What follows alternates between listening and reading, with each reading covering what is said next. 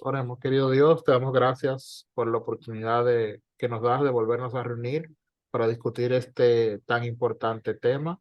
Te pedimos que nos des sabiduría para entender lo que el Espíritu Santo nos quiere enseñar en el día de hoy. Ayúdanos a entender este mensaje para poderlo compartir con otros. Permite que los que no se han conectado se puedan conectar.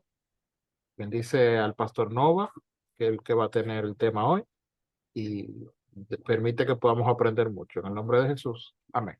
Amén. Amén. Ese QR que está ahí es para que los que puedan lo escaneen y puedan ver el tema, el Apocalipsis capítulo 10. Yo hablé un poquito, sin tantos detalles, de Apocalipsis 10, el ángel con el librito, que es la profecía del chasco, pero no vamos a tener el tiempo en las cuatro clases de dar todos los detalles de ese tema.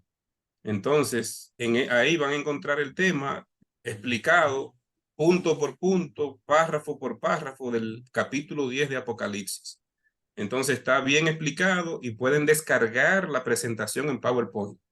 Al pie del video, en donde está la descripción del video, ahí ustedes pueden buscar el link y descargar la presentación. Entonces, porque no nos va a dar tiempo de entrar en esos detalles. Hoy vamos a hablar del primer ángel. La semana pasada fue una introducción general de la historia, cómo se dio el proceso, pero ya vamos a entrar hoy en los detalles de cada uno de los mensajes. Hoy el primero, el próximo lunes, el segundo ángel y el siguiente, el tercer ángel. Esa es la manera. Y cuando hablemos del tercero, también vamos a hablar del cuarto ángel. Son los temas más largos ya, ese último. Cuando hablamos del mensaje del primer ángel, de inmediato nos vamos a Apocalipsis capítulo 14, a otro ángel que tenía el evangelio eterno para predicarlo a los moradores de la tierra, a toda nación, tribu, lengua y pueblo. Recuerden que hay que memorizar ese versículo, hay que memorizarlo. Diciendo a gran voz, temed a Dios y dadle honra, porque la hora de su juicio es venida, y adorad a aquel que ha hecho el cielo, la tierra, el mar y las fuentes de las aguas. Lo que queremos hoy es entender qué significa este mensaje. Ya hablamos, un mensaje se dieron en 1843, 1844, ¿verdad? Y después de eso se añade el tercer mensaje, el tercer ángel. Pero dijimos la semana pasada que el impacto, la revolución que debe hacer el tercer mensaje no se va a dar hasta que no se haga obligatoria la observancia del domingo. Y entonces allí es que ese mensaje va a ser una revolución que va a dividir el mundo en dos partes. Nosotros tenemos que seguir orientando a las personas diciéndolo, pero no vamos a ver en nuestra predicación hoy la revolución que se hizo en 1843-44 cuando se predicó el primer y segundo mensaje. No la vamos a ver hoy predicando este mensaje. Esa revolución la vamos a ver y ese cambio, ese impacto en el mundo la vamos a ver cuando se haga obligatorio la observancia del domingo. El llamado que hace el ángel, que dijimos que representa a la iglesia final, la iglesia remanente, es de una decisión que hace tres enfoques imperativos. Temed a Dios, dadle gloria, adorad. Noten lo imperativo de cada uno de los verbos, cómo está enmarcado. No es simplemente, no agarre una versión que venga y le ponga unas palabras más suaves. No, no. Es un imperativo el que está marcando el mensaje triangelical. Y vamos a tratar de que hoy entendamos bien qué significa esos dos versículos. ¿Qué es lo que significa para nosotros hoy? ¿Qué es lo que significa el mensaje del primer ángel? La proclamación del evangelio eterno implica un llamado a que los seres humanos se pongan del lado de Dios en el conflicto cósmico.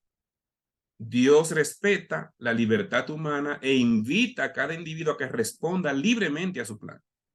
Pero hay una iglesia que tiene que proclamar un evangelio, y vamos a ver las características de ese evangelio, que va a invitar al mundo entero, a toda nación, pueblo, tribu y lengua, a todo el mundo, a que tome una decisión. La invitación es que vengan, adoren a Dios, pero tienen que tomar una decisión. Si no vas a adorar a Dios, tiene que entonces elegir el otro bando.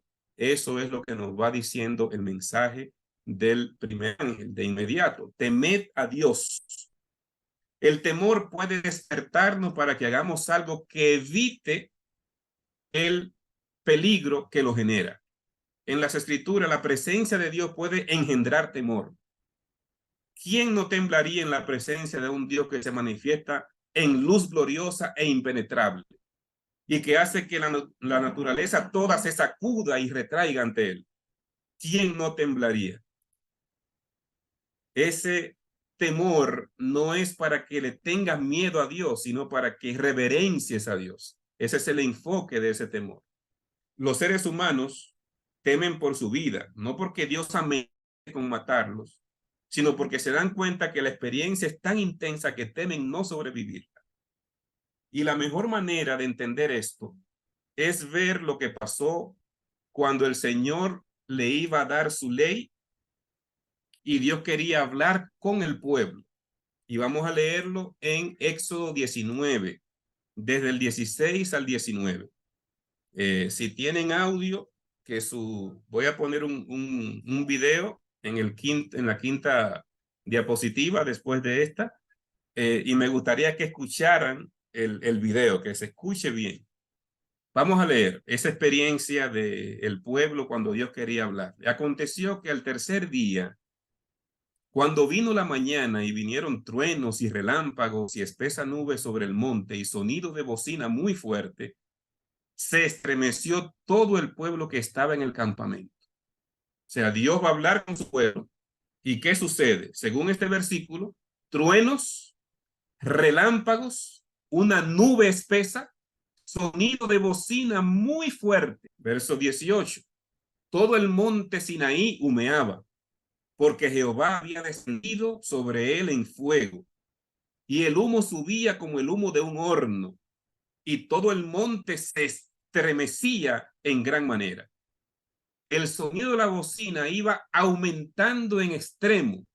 Moisés hablaba y Dios le respondía con voz tronante. Cuando Dios hablaba se oía como un trueno. Todo el pueblo observaba el estruendo y los relámpagos y el sonido de la bocina y el monte que humeaba, y viéndolo el pueblo temblaron y se pusieron de lejos. Como lo ilustró seres vivientes, y los 24 ancianos añadidos se postran delante del Cordero. Cada uno tenía una arpa y copas de oro llenas de incienso, que son las oraciones de los santos, la oración del pueblo de Dios. Entonces, estamos mirando esos que conocen quién es Dios, que están en el cielo, que están en la presencia de Dios. ¿Qué hacen? Se postran, adoran, reconocen la grandeza de Dios. Entonces, eso es lo primero que tenemos que ver. Esa reverencia que le rinde el cielo a Dios es ese temor reverente al que nos está llamando, en primer lugar, el mensaje del primer ángel que tenemos que proclamar. Y estos seres cantan un nuevo cántico diciendo: digno eres de tomar el libro, de abrir sus sellos, porque tú fuiste inmolado y con tu sangre nos has redimido para Dios de todo linaje y lengua y pueblo y nación. O sea, ¿por qué yo adoro a Dios? Porque de todo linaje, lengua, pueblo, nación, nos has redimido. Mereces mi pasión, mereces mi alabanza, mi honra, mi gloria. La merece el Señor. Eso reconocen ellos por lo que Dios ha hecho, por lo que Dios ha hecho en sus vidas. El mejor paralelo bíblico para el llamado a temer a Dios de Apocalipsis 14:7 es el que hace Eclesiastés capítulo 12, versos 13 y 14. Vean la relación, vean lo parecido del mensaje del primer ángel con lo que dice Eclesiastés. El fin de todo el discurso oído es este: teme a Dios y guarda sus mandamientos, porque esto es el todo del hombre. Porque Dios traerá toda obra a juicio, el cual se hará sobre toda cosa oculta, buena o mala. ¿Qué notan ustedes? Vuelve a llamarnos a temer a Dios. Claro, fue primero lo que está diciendo Eclesiastés. Teme a Dios. Número 2, guarda sus mandamientos. ¿Por qué hay que hacer eso? Dios traerá toda juicio. ¿De qué nos habla el mensaje del primer ángel? Temed a Dios y dadle honra. Teman a Dios y guarden su mandamiento, porque todo va a venir a juicio. No hay nada oculto delante de Dios. Entonces, merecemos nosotros reconocer a ese Dios, honrarlo. Temed a Dios, entonces, en ambos pasajes se usa el imperativo, tanto en Apocalipsis 14, 6 y 7, como en Eclesiastés capítulo 12, versos 13 y 14. Lo que indica que es una cuestión urgente. Ese imperativo habla de la urgencia con que debe ejecutarse ese llamado. En ambos pasajes se usa el imperativo temed a Dios, pero también vemos que temer a Dios está conectado con el juicio. Dice el texto, Él traerá toda obra a juicio. Lo mismo que dice Apocalipsis 14:7, la hora de su juicio ha llegado. Temer a Dios está asociado con guardar los mandamientos. Teme a Dios y guarda sus mandamientos. El mensaje de los tres ángeles concluye con el versículo 12. El versículo 12 que dice, aquí está la paciencia de los santos. ¿Y quiénes son los santos de Dios? Los que tienen la fe de Jesús, los que guardan los mandamientos de Dios y tienen la fe de Jesús. Así que el mensaje de los tres ángeles nos manda a guardar los mandamientos de Dios, lo mismo que nos está diciendo Eclesiastés capítulo 12, versículo 13. O sea, vean esa relación tan estrecha que tienen estos dos pasajes en esa misma dirección, en ese mismo sentido. El primer ángel invita con urgencia a los humanos a que hagan de este Dios glorioso su Dios personal y que manifiesten su temor o su sobrecogimiento, su reverencia, su sumisión a la voluntad de ese Dios amante y misericordioso. La alternativa es temer a Dios o someterse al dragón para, ya sabe lo que va a venir. O sea, dos opciones nos da el mensaje de los tres ángeles. Teme a Dios. Si alguno adora a la bestia, ya hablaremos con detalle en el tercer ángel de eso. Entonces, las consecuencias que vienen para el que adora a la bestia. Dos opciones. Apocalipsis 1:18, Jesús se define, el que vivo he sido muerto, y aquí que vivo por los siglos de los siglos, y tengo las llaves del infierno y de la muerte. O sea, el Señor nos garantiza, si nosotros tenemos la certeza de temer a Dios, no hay que temerle a la muerte. Por eso, en el mensaje a la iglesia de Esmirna le dice, mira, no temas.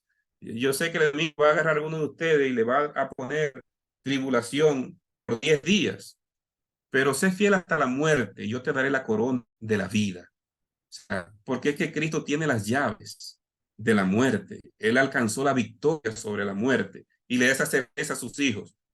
Ese es lo que van a evitar aquellos que reciban el sello de Dios, que reciban el temer a Dios y guardar sus mandamientos. Ahora, dadle gloria. Es otro de los aspectos que está mencionando el mensaje del primer ángel. Temed a Dios y dadle gloria. Los humanos tienen que dejar de lado el orgullo y por el contrario, dar honor y gloria a Dios. El ángel especifica que los humanos inmersos en un conflicto cósmico en que se han cuestionado la justicia y el amor de Dios deben darle la gloria a Dios. Nosotros necesitamos entender qué significa la expresión dar gloria a Dios. Y vamos a hacer un recorrido por algunos textos bíblicos para que entendamos cómo se usa en la Biblia la expresión darle gloria a Dios. No es simplemente yo decir con mi voz, gloria a Dios. No es eso. No es eso lo que nos está llamando. Es mucho más que eso.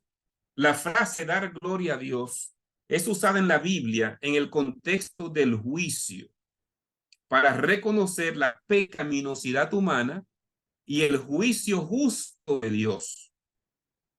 En estos casos que vamos a ver, la frase es una confesión de culpa, pero también una expresión de arrepentimiento. sea, dar gloria a Dios en la Biblia se utiliza tanto como una forma de que tú confieses tu pecado, como una expresión de arrepentimiento por tu pecado. Vamos a ver el primer ejemplo en Josué 7:19. Josué le dijo a Acán: hijo mío, da gloria a Jehová, el Dios de Israel, y dale alabanza. Declárame lo que has hecho, no me lo encubras. ¿Qué hizo Acán? Creo que todos conocemos la historia. Cuando se tomó Jericó, él tomó unos lingotes de oro, lo escondió en su tienda, con el apoyo de su familia, que vieron lo que pasó y lo escondieron también. Y entonces él habla también de un manto babilónico, de una pieza muy bonita, y él dice, muy bueno. Dice la calidad del manto. O sea, lo que expresa él lo condena, ¿verdad? Pero ¿qué es lo que le dice Josué a Acán? Cuando él no reconoció su pecado, sino que se echó suerte y cayó sobre él. Entonces fue descubierto, este es el que hizo pecar a Israel, y por eso murieron personas en la guerra con Jai. Entonces vamos a ver, declárame. ¿Cómo tú lo vas a declarar? La expresión que usa Josué: da gloria a Jehová. Declárame lo que has hecho. O sea, confiesa tu pecado. Confesar su pecado es dar gloria a Jehová. Confesar su pecado es darle alabanza a Dios. Es reconocer el justo juicio de Dios y que Dios va a obrar con justicia, independientemente de cuáles sean las consecuencias para mí, esa justicia de Dios. Porque la justicia de Dios se manifestó en él y fue para muerte de él y su familia. Ustedes lo saben, ¿verdad? Pero dar gloria a Dios aquí fue confesar su pecado. Jeremías 13:16. Dad gloria a Jehová Dios vuestro antes que haga venir tinieblas y antes que vuestros pies tropiecen en montes de oscuridad y esperéis luz y os la vuelva en sombra de muerte y tinieblas. Da gloria a Jehová antes que, dice aquí, vuestros pies tropiecen en oscuridad, antes que sea muy tarde, antes que se acabe el tiempo de gracia. Eso es lo que está diciendo Jeremías. Dad gloria a Jehová, arrepiéntanse. Eso es lo que está diciendo Jeremías. Reconozcan su pecado, arrepiéntanse de su pecado antes de que no haya ya oportunidad para arrepentirse. En 1 Samuel 6:5. Este es un caso muy interesante porque esto no pasó con el pueblo de Dios, esto pasó con los filisteos. La historia que narra la Biblia es lo que pasó cuando ellos secuestraron el arca, la llevaron donde el dios Dagón. El dios apareció partido y después llegaron plagas y estaban matando cientos de personas. Y entonces se asustaron, consultaron los ancianos y los ancianos le dijeron esto que está aquí: haréis figuras de vuestros tumores, de vuestros ratones, pero le iban a hacer en oro, iban a mandar esa ofrenda para Israel, esa ofrenda con estas figuras. Pero lo que quiero destacar de aquí es que dice, y daréis, esto están hablando los impíos, no, esto no es el pueblo de Dios, y daréis gloria al Dios de Israel. ¿Qué significaba esa expresión? Arrepiéntanse de lo que ustedes hicieron. Arrepiéntanse de haber traído esa arca. Devuélvanla con humildad para que el Señor saque esas plagas que está matando a esta gente aquí. Y eso hicieron y se paró la plaga. O sea, pero el detalle es cómo aún aquí entre este grupo de impíos, ellos entienden que dar gloria a Dios era arrepentirse. Entonces, la expresión dar gloria a Dios se utiliza como un reconocimiento de su pecado, como un arrepentimiento por su pecado, o también como una confesión de tu pecado.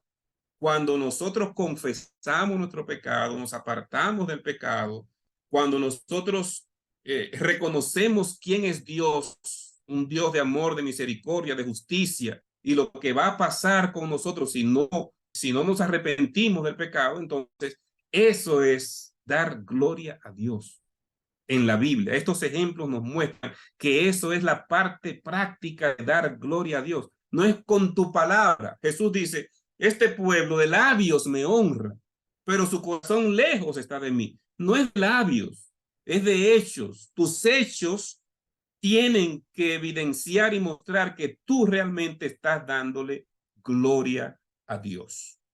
En Apocalipsis, dar gloria a Dios describe en primer lugar lo que sucede en el cielo, donde los seres celestiales declaran a una voz que Dios es digno de recibir la gloria porque Él es el creador y mediante el Cordero, Él es también el Redentor. Cantaban, vimos ese texto, digno eres de tomar el libro, porque fuiste inmolado, nos has redimido de todo linaje. Entonces, el Señor merece nuestro reconocimiento, que le demos gloria por lo que hizo por mí, para redimirme, para salvarme. Número 2, se ordena a los seres humanos que den gloria a Dios aquí en la tierra. O sea, Apocalipsis nos está diciendo que en la tierra tienen que darle gloria a Dios. Ellos le dan gloria a Dios y adoran al Señor, ya lo vimos. Pero también aquí tenemos que darle esa gloria al Señor de igual manera. Vamos a leerlo. En aquella hora hubo un gran terremoto y la 10ª parte de la ciudad se derrumbó y por el terremoto murieron en número de 7,000 hombres y los demás se aterrorizaron y dieron gloria al Dios del cielo. Que texto de Apocalipsis 11 está diciendo cómo es que por las situaciones que vieron, entonces ellos le dieron gloria a Dios aquí en la tierra. Mis amados, el temer a Dios y darle gloria van de la mano. Temed a Dios y dale gloria. Reconoce quién es Dios. Tiene que ver la grandeza de Dios. O sea, por eso es que no podemos estar usando el nombre de Dios en vano. Tenemos que entender eso, ¿verdad? Y saber eso es temer a Dios, reverenciarle por quién es. Y entonces darle gloria es símbolo de arrepentimiento, es símbolo de confesión, es símbolo de yo honrar a Dios con mi vida, con mis actos, con mis acciones. De hecho, si ustedes han leído en el libro, se van a dar cuenta que incluso dice, con mi vida, lo que pasa en mi vida es un testimonio para los de afuera, para que ellos le den gloria a Dios, aún yo obedeciendo el mensaje pro salud. Aún con la reforma pro salud, cuando yo vivo la reforma pro salud y yo tengo salud y no me enfermo, yo doy un testimonio a los de afuera para que ellos le den gloria a Dios. Mi vida ya no es solo decirlo con las palabras, es evidenciarlo con mi estilo y mi forma de vivir. En tercer lugar, en la finalización del conflicto cósmico, todos darán gloria a Dios. Vamos a ver bien en el 19. Gocémonos y alegrémonos y démosle gloria, porque han llegado las bodas del Cordero y su esposa se ha preparado. Allí también podemos ver cómo ya después del conflicto ya pasaron las plagas, ya Cristo vino, rescata a su pueblo, entonces ahora llegaron las bodas del Cordero, vamos a darle gloria al único que merece nuestra alabanza. Un aspecto importante que se destaca también en el versículo que estamos estudiando, Apocalipsis 14, 6 y 7 que estamos viendo, es la adoración y el juicio. El llamado a aceptar a Dios, a ese Dios majestuoso de la Biblia como un Dios personal y confesar nuestra pecaminosidad es también un reconocimiento de la justicia y del amor de Dios. Pero todo eso está en el contexto del juicio. Hay que adorar a Dios y tener pendiente que la hora de su juicio ha llegado. En el juicio final, el nombre de Dios va a ser errado. Los malvados promovieron el engaño del dragón, pero el juicio revelará el error cometido. Es el momento en que los humanos deben temer a Dios y darle gloria. La hora de su juicio, porque el juicio va a vindicar el carácter de Dios. El juicio nos va a decir quién es Dios. Le va a mostrar al universo entero, a donde fue acusado Dios por el enemigo. Ahora van a ver el resultado del juicio. Aquí está, terminó el juicio. Miren, el juicio va a pensar quién es realmente Dios. Y es por eso que al terminar ese juicio vamos a honrar, bendecir y alabar al Señor. El juicio final es una doctrina cristiana. Según la Biblia, el juicio consiste en 3 etapas. La primera etapa es el juicio investigador. El juicio que nosotros entendemos que empezó en 1844. Es el que enfoca Daniel 8:14. Hasta 2300 días el santuario será purificado. Es la purificación del santuario, que era el día de la expiación, el día de la limpieza del santuario, que era un día de juicio donde se aceptaba o no los sacrificios que se habían hecho durante todo el año. Ese día se confirmaba si se aceptaba o no. Así que el juicio investigador es el primero de los juicios que se menciona, pero no el único. El segundo juicio es el juicio del milenio. El juicio del milenio, recuerden, el juicio investigador solo es para los que han aceptado a Cristo. El juicio investigador es para los que han hecho decisión por Cristo alguna vez. Como los seres celestiales no son omnisapientes, Dios va a permitir que en los libros del cielo, que está todo registrado, entonces se pueda ver si esa persona que aceptó a Cristo perseveró en Cristo. El juicio investigador va a mostrar eso. Entonces, solamente participan del juicio investigador los que hicieron decisión por Cristo en alguna ocasión. Jesús dijo, el que no cree ya ha sido condenado. O sea que al que no creyó en el Señor ya está condenado, no hay que hacerle juicio, ya está condenado. Entonces, ¿en qué juicio participan esos que no creyeron? En este juicio, el juicio del milenio. El juicio del milenio es donde vamos a revisar los libros del cielo y ver por qué se perdió cada persona. Ese es el juicio del milenio. Allí se corrobora la justicia de Dios. Por eso, cuando termina el juicio, los salvados que van a participar van a decir, verdaderos y justos son tus caminos, oh Dios, dice Apocalipsis 16. Van a decir esa expresión. Verdaderos y justos son. No le di suficiente oportunidad a cada persona para que se arrepienta y esa persona no quiso arrepentirse. El tercero para ver quién es quién. El milenio para corroborar simplemente que a esta persona se le dio oportunidad, pero ellos no quisieron, rechazaron. Y el juicio ejecutivo, donde se va finalmente a porque cada quien va a pagar conforme a sus obras, dice. Tristemente, o sea, todos vamos a tener que rendir cuenta. Y aquí, en este aspecto último y final, en el juicio ejecutivo, entonces ya el Señor va a tener que hacer una definición de extirpar el pecado para siempre.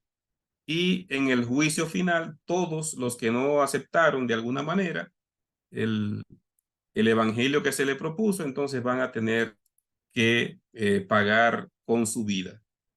El Señor pagó para que no tengamos que pasar la segunda muerte. Cristo murió la segunda muerte por nosotros, para que nadie tenga que morir la segunda muerte. Pero el que no aceptó el ofrecimiento de la gracia de Cristo, el evangelio eterno, entonces ahí vienen las consecuencias. Ese evangelio eterno es el mismo evangelio. El evangelio son las buenas nuevas de la salvación en Cristo Jesús. Que el Señor Jesús nació, vino a esta tierra, murió, para que todo aquel que en él crea no se pierda, mas tenga vida eterna. Es el mismo evangelio que está hablando el mensaje del primer ángel.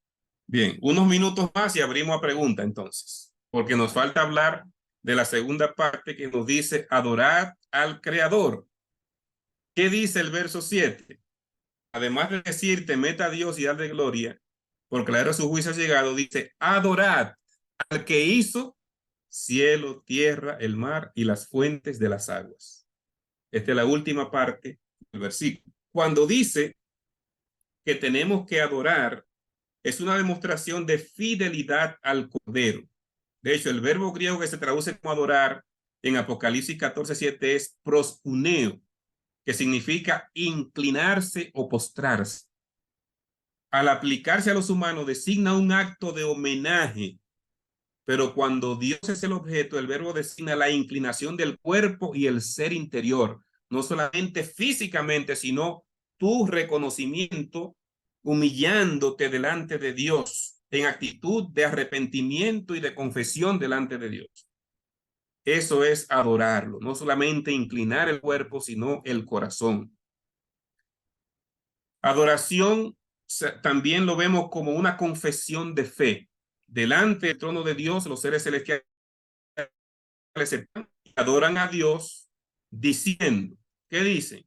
Digno eres de recibir la gloria, la honra, el poder, porque tú creaste. Noten que la expresión del Apocalipsis 4:11 es la misma de Apocalipsis 14:7. O sea, ¿por qué tenemos que adorar a Dios? A el que hizo el cielo, la tierra. ¿Por qué adoran los seres celestiales? Porque tú creaste todas las cosas. O sea, la razón que dan los seres celestiales para adorar a Dios es que Él es el creador.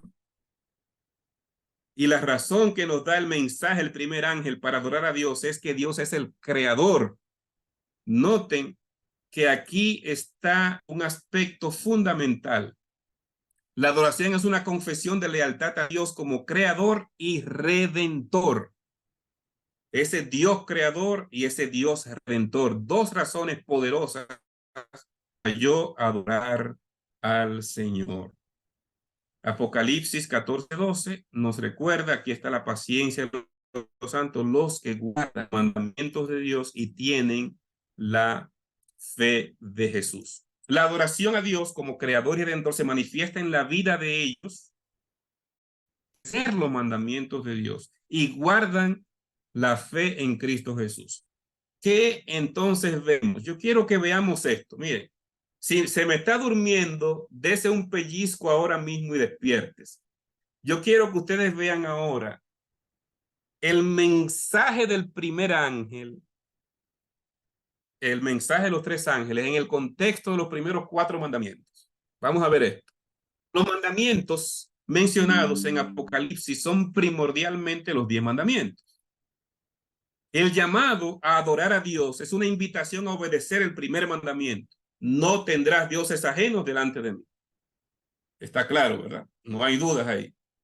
Adorar a Dios es una invitación a no tener ningún otro Dios. Estoy reconociendo a Dios. Eso dice el primer mandamiento. La advertencia de no adorar la imagen de la bestia nos invita a guardar el segundo mandamiento. No te harás imagen ni ninguna semejanza de lo que esté en el cielo, ni en la tierra, ni en las aguas de la tierra. No te inclinarás a ellas, ni las honrarás, porque yo soy Jehová tu Dios fuerte, celoso, que visito la maldad de los padres sobre los hijos hasta la tercera y cuarta generación de los que me aborrecen. O sea, estamos viendo también, no adoren a la bestia, es parte de lo que nos está diciendo el mensaje de los tres ángeles. Y esto es exactamente lo que nos dice el segundo mandamiento, no hacernos imagen ni ninguna semejanza. Número 3. La condena de la bestia por hablar blasfemias contra el nombre de Dios requiere la obediencia al tercer mandamiento. Es una bestia que ha estado asumiendo roles con una boca que habla blasfemias. Ustedes lo ven en el capítulo 13, que habla blasfemia, que habla arrogancias y que se da títulos que no le pertenecen. Entonces, ¿a qué nos llama eso? A guardar el tercer mandamiento, no tomar el nombre de Dios en vano. Allí está claramente explicado el tercer mandamiento en Éxodo 27. En cuarto lugar, el imperativo de adorar a Dios, aquel que hizo el cielo, la tierra, el mar, las fuentes de las aguas, usa el lenguaje y las ideas halladas en el cuarto mandamiento, señalando su importancia para la pregunta de a quién adorar. O sea que el mensaje del primer ángel, cuando conecta la adoración con la creación, nos está invitando, acuérdate del día de reposo para santificarlo. 6 días trabajarás, harás toda tu obra, mas el séptimo día es reposo para Jehová tu Dios. No hagas en él obra alguna. O sea, ¿cómo nos está el primer mandamiento llamando a nosotros guardar el sábado, reconocer a Dios como lo reconoce el cielo cuando dice, porque tú creaste todas las cosas. El sábado tiene una importancia mucho mayor que simplemente nosotros guardar un día. No es eso, es mucho más que eso. Es lo que simboliza en la adoración, en el reconocimiento de quién es Dios. Elena White dijo, si el sábado se hubiese observado universalmente, los pensamientos e inclinaciones de los hombres se habrían dirigido hacia el Creador como objeto de reverencia y adoración, y nunca habría habido un idólatra, un ateo o un incrédulo si se hubiese guardado siempre el sábado. ¿Se notan la importancia que tiene entonces el tema del sábado?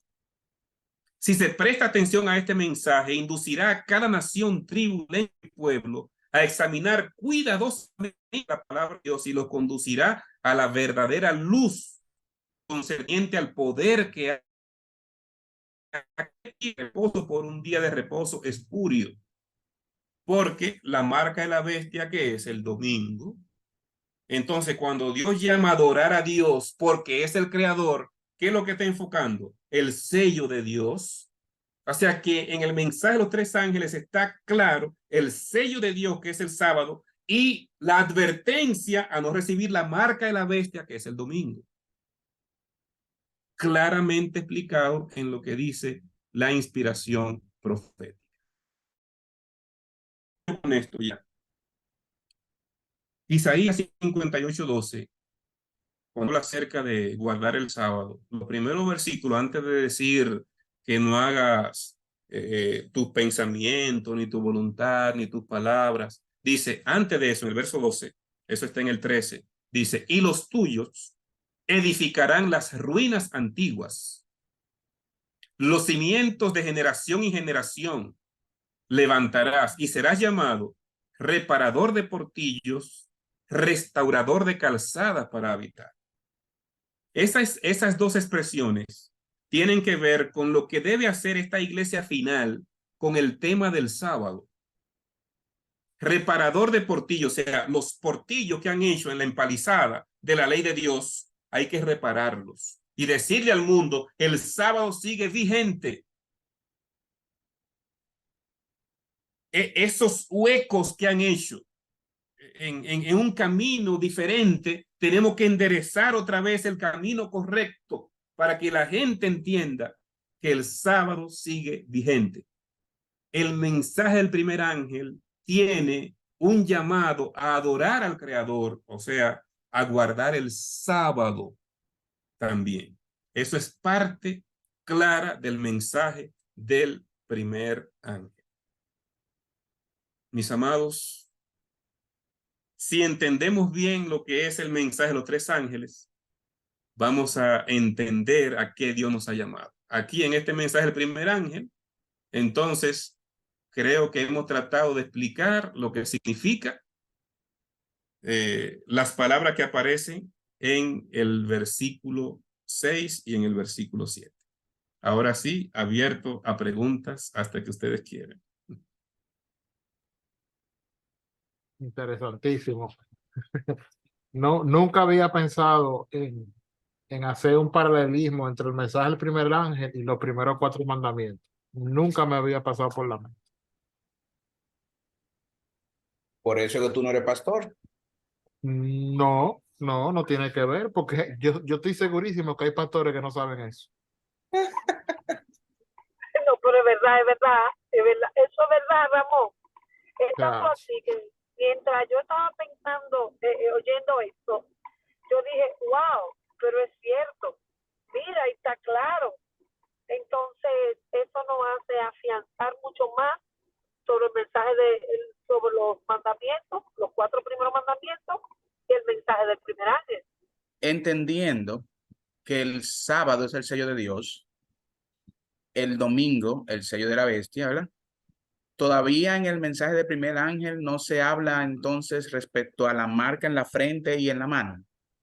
Sobre continúa siendo lo mismo. Está en la frente sí, porque el primer mensaje habla acerca del sello de Dios, pero el de la bestia que va a ser en la frente y en la mano, no, todavía no, porque eso está en los otros dos mensajes, Ok. especialmente en el tercero, es que está la marca de la bestia, presbiterio. Sí, buenas noches una vez más. Miren, yo he estado escuchando algunas corrientes que hablan acerca de que el sello de Dios no es el sábado, sino el Espíritu Santo. Entonces yo digo, pero ven acá, y esto nuevo ahora. Pastor, ¿usted ha oído hablar algo de eso? Óyeme, la gente confunde el sellamiento con el sello. Son dos temas completamente diferentes. La gente se confunde con eso. Te explico eso. Te lo voy a resumir lo que yo explico allí. O sea, Dios tiene un sello para él reconocer, identificar quién es su pueblo. Ezequiel 20, 12 y 20 dice, señal es entre mí y los hijos de Israel, para que sepan que yo soy Jehová que los santifico. O sea, el Señor ha dejado una marca distintiva, un sello, una señal. Eso es el sábado. Ahora, ¿cómo el Señor nos sella a nosotros? Con el Espíritu Santo. Es el tema, es el sellamiento. La gente confunde el sello de Dios, el sello visible que Dios va a tener para que la gente lo pueda identificar a su pueblo fiel, que es el sábado, con el sellamiento.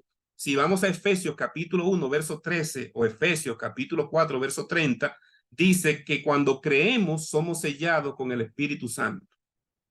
Y el Espíritu Santo de la promesa es el que nos sella. Eso dicen esos dos pasajes. Entonces, el Espíritu Santo hace el sellamiento. ¿Qué es el sellamiento? El sellamiento no es más que cómo el Espíritu Santo me ayuda a ser consciente de mi pecado para que yo lo reconozca, y cómo el Espíritu Santo me ayuda a reflejar en mi vida el carácter de Cristo. Cuando hablamos del sellamiento, estamos hablando del momento como un evento que se va a dar cuando el Espíritu Santo tome control absoluto de la vida de cada miembro de la iglesia que ha confesado sus pecados, que ha reconocido, que se ha apartado del mal. Y entonces nos va a dar una cubierta especial, dice la sierva de Dios, Elena G. de White, de tal manera que nosotros no vamos a tener deseos de pecar. Se va a quitar el deseo de pecar. Ya no va a haber inclinación hacia el pecado una vez se dé el sellamiento. Eso es antes de las 7 postreras plagas. Entonces, este es uno de los eventos finales que está prometido para la iglesia. Y eso lo hace el Espíritu Santo. Eso es el sellamiento. Entonces, no podemos confundir el sellamiento, ese proceso que hace el Espíritu Santo para protegernos como una cubierta especial sobre el pueblo de Dios, de confundirlo con el sello de Dios visible que es el sábado. Y claro, Elena G. de White lo explica, y ustedes lo van a ver ahí en la lectura del mensaje del primer ángel. Ustedes van a ver cómo ella dice eso claramente, lo explica así, con punto y coma. Las características del sábado con un sello, y por qué el sábado es el sello. Ahí está en la lectura de esta semana, en la lectura concerniente al primer ángel. ¿Preguntas? Buenas noches, Charlie, por aquí. Adelante, gran Charlie. Pastor, seguro usted vio un mensaje que predicó el pastor Jean Paulien, en el que él hablaba sobre la condicionalidad de las profecías. Él hace una extensa explicación sobre la forma en que Dios cumple su propósito y cómo se cumplen o no las profecías de Dios. Y cuando él hace una mención sobre la marca de la bestia, él deja abierta la posibilidad, según esa interpretación que él hace, de que los acontecimientos finales no necesariamente se den en la forma en la que Ellen White lo describe en el conflicto de los siglos. Y obviamente él hace mucho énfasis en que eso no hace que Ellen White sea una profeta falsa, dice que cree en Ellen White. Sin embargo, con toda la explicación que hace antes de preámbulo, él deja entrever, no, él plantea claramente esa posibilidad de que el desenlace final no sea así. No sé si he escuchado el mensaje que él predica y qué opinión. Tengo el video, y de hecho yo entrevisté aquí en Guatemala a era Alberto Tin. Alberto Tin era, en el momento que lo entrevisté hace un año, él era el directores asociados del White State, los fideicomisarios de los escritos de Elena G. de White. Ahora él es miembro del Instituto de Investigación Bíblica. Y una de las preguntas que yo le hice a Alberto Tin, por la autoridad que tiene, por conocer también los escritos de Elena G. de White y por la posición que él ocupa a nivel de la Conferencia General en la Iglesia, le pregunté acerca de lo que había dicho John Poilien, porque yo tengo el video y vi lo que dijo y realmente no fue bien aceptado lo que él dijo a nivel oficial de la Iglesia. Y él realmente, si ustedes quieren ver la respuesta de él, yo tengo ese video en el canal de IATPA en Guatemala. Le puedo mandar el link para que vean cómo él responde esa pregunta que yo le hice. Y él dice exactamente que esa persona, sin tener que mencionar el nombre, o sea, hay personas que ocupan posiciones de liderazgo y que llegan a un punto que ellos se creen por encima de la inspiración. Hay muchos teólogos que usan la siguiente expresión: Elena G. de White no fue teóloga. ¿Y desde cuándo la teología está por encima de la inspiración? O sea, la inspiración está por encima de la teología, por Dios. O sea, ¿cómo es posible que alguien quiera venir con esa excusa? Bajo ninguna circunstancia. Entonces, lo que dijo ese líder de la Conferencia General, que ha sido ascendido, después de eso fue ascendido a ser parte del Comité de Investigación Bíblica en el aspecto organizacional. Es una posición de privilegio ser parte de eso. Entonces, él entiende que dobló. Con decir eso, dobló. Lo que dice ahí es algo que es inaceptable para la Iglesia mundial. O sea, no podemos aceptar lo que dijo John Poilien como bueno y válido bajo ninguna circunstancia. Lo que Dios dijo se va a cumplir como Dios lo dijo. No tenga duda de eso. No tengamos duda de eso. Cualquier explicación que quieran buscar, señores, hubo leyes azules en Estados Unidos. Las leyes azules fueron leyes dominicales que se hicieron en Estados Unidos. En el tiempo del 1800, en los 1800 hubo leyes azules y algunos estados todavía las tienen. Yo no sé si ustedes han leído acerca de esas leyes azules, pero pueden buscarlo y van a encontrar en la web información sobre qué fueron las leyes azules. Todavía algunos estados las tienen, no le están aplicando. Eso se va a retomar. Tuvo un momento cercano de ejecutarse muchas cosas. Dios, por la misma incredulidad del pueblo, ha tenido que hacer que las cosas se demoren más del tiempo, por amor a nosotros, que cumplamos la parte que nos toca, pero tengamos la certeza de que esto se va a cumplir, tal como el Señor lo ha dicho a través de su siervo.